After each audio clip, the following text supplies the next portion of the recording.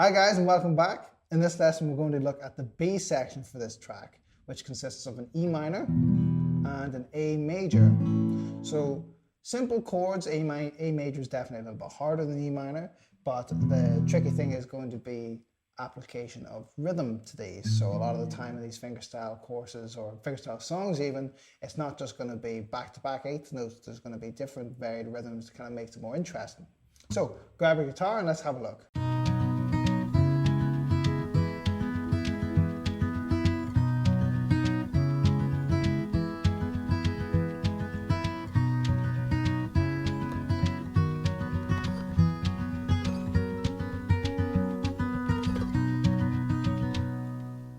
If you just joined us, please remember that you can get the backing tracks, the tabs and the write-up all for free on our website. The link is in the description below. Also, please remember to like and subscribe, and we'd love to hear from you how you're getting on. If you have any questions, remember we always respond to all the questions in the YouTube comments. So guys, let's jump in and start looking at this B section, which was E minor to A major. So there's nothing really fancy going on. We've got no slash chords, no hammer-ons, but we've got some interesting rhythm compared to what we've done previously. So if we start with this E minor, now this is just straight up and back down, so all 6 strings all the way up, but the application of rhythm. So it can be quite subtle there. If we do that slowly, you can hear the long notes and then the short notes combining.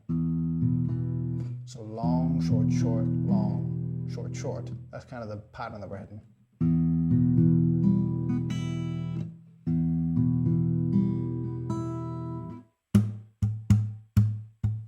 That's the type of rhythm we're hitting. And then backwards. It's just straightforward backwards there. And then into the A major.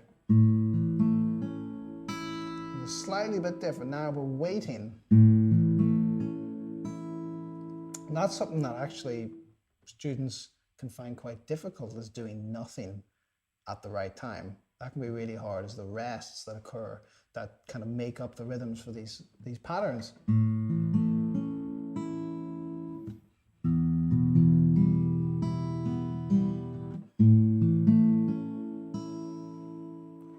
And that's it, so it just loops. So we're going to try working that back to back, getting the rhythm really slowly.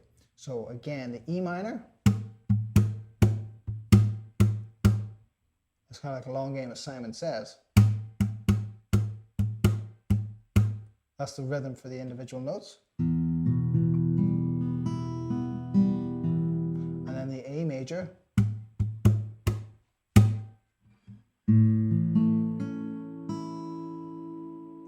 So being able to remember the specific rhythms for each one and not mix them up, and then jumping back and forth between the chords. So this chord change, E minor to A major, some people do an E minor like this with these 2 fingers, some people do it with those 2, either one's good.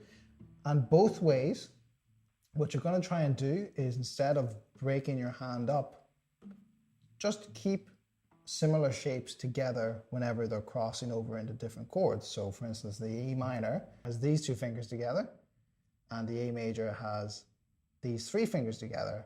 You notice that I'm just going to bring the 3rd finger into the fold for the A and then take it away for the E minor, whichever way I'm going to do it. If you're doing it this way, it's like this, and if you're doing the E minor like this, then we're just bringing the 1st finger in and taking it out. So as an example, E minor, and then just bringing these across to the A. And if we do it the other way, E minor, moving these together, not breaking them apart, and just putting the 1st finger on the fretboard there as well. And this idea of keeping shapes that are similar, keeping them together whenever you're moving the chords that contain these similar sorts of shapes. There's no point in breaking all your fingers up whenever they're just going to go back into a pretty similar shape anyway. So any continuity you can find between chords, you should try and use that to your advantage. So that's going to make the tricky A major a little bit easier moving between these 2. Okay, so let's try this with a backing track, or with the drums even, at 55. So E minor, A major, and then we'll loop it. Okay, here we go.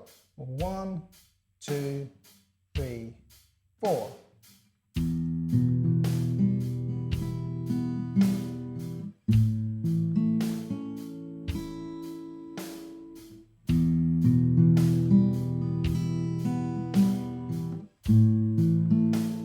And again.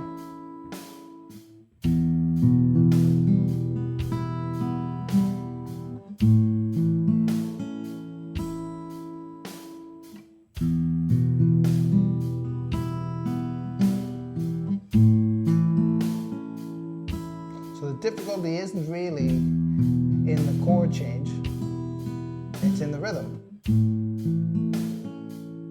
And we'll do one more.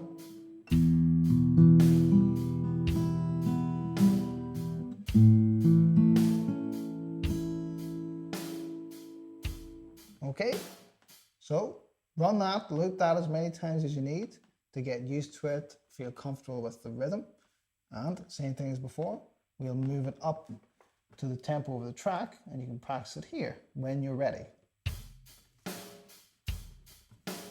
1, 2, 3, 4.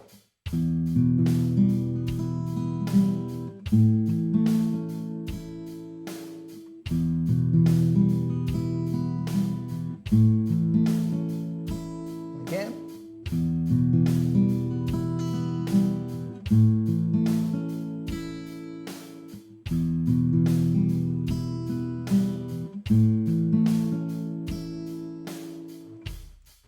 So not easy, speed's really picking up, but keep going with that, keep grinding that out, making sure it's comfortable, all the parts feel good, your fingers are feeling natural and all. And then when you're ready, come join me in the last lesson of this second unit. I'll see you there. I hope you enjoyed that lesson. If you'd like to see the next one, please click here. If you want to start the course from the beginning, please click over here. And remember to like and subscribe, the good old stuff. And if you have any questions, we'd love to hear from you. We always respond to all the questions in the YouTube comments.